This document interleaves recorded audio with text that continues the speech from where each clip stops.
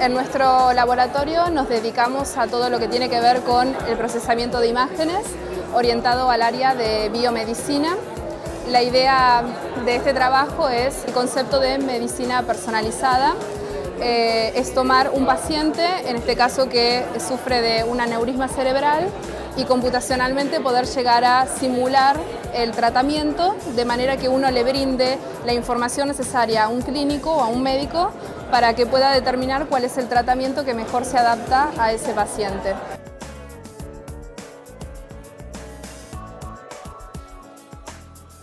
El primer concepto importante aquí es que es un aneurisma cerebral. Las aneurismas cerebrales son dilataciones de, en este caso, una arteria cerebral, y el problema que tiene es que si esa dilatación puede crecer y ocasionar una hemorragia cerebral.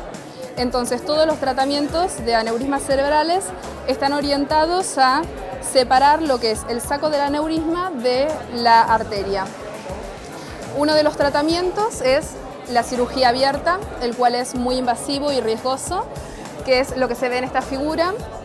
La idea es colocar un clip, un gancho, en la zona del cuello del aneurisma para separar el saco de la arteria. Últimamente se están utilizando otras alternativas, que son los tratamientos endovasculares, los cuales son menos invasivos, y la idea es introducir un catéter en la arteria femoral del paciente y se va ascendiendo esa guía hasta llegar a la zona del cerebro que se desea tratar.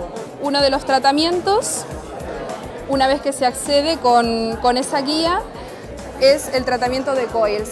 La idea es, con ese catéter se introduce un alambre especial, de un material especial, para rellenar el saco del aneurisma, de manera que la sangre, cuando entra en contacto con ese alambre, se coagula y al formarse un coágulo se disminuye el flujo sanguíneo en esa región, de manera que se detiene la dilatación del saco del aneurisma y a su vez se reconstruye la pared de la arteria.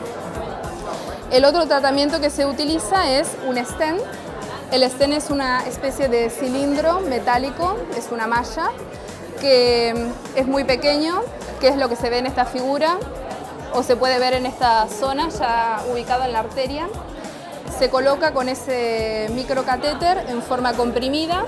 Cuando se lo libera, ese stent se expande adaptándose a la pared de la arteria y de esa manera se genera una barrera que separa lo que es la arteria del saco del aneurisma.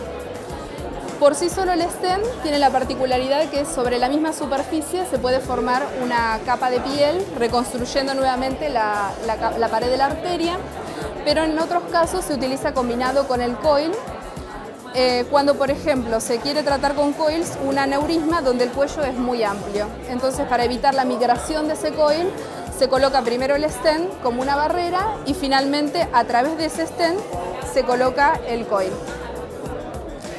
En nuestro caso, en el laboratorio, lo que hacemos es simular el comportamiento de estos dos dispositivos, tanto un stent como del coil. Y la idea es, el proceso en sí es, partimos de la imagen de un paciente, por ejemplo, en este caso, donde se puede visualizar la aneurisma. Luego aplicamos una serie de procesamientos y obtenemos la geometría tridimensional de ese paciente específico y finalmente, a través de modelos computacionales con fundamentos matemáticos y mecánicos, simulamos el comportamiento tanto de un stent como de un coil dentro de esa arteria. Y de esa manera uno puede llegar a testear computacionalmente diferentes métodos para ese paciente y brindar las herramientas necesarias para que el clínico pueda determinar cuál es el método que mejor se adapta a ese paciente.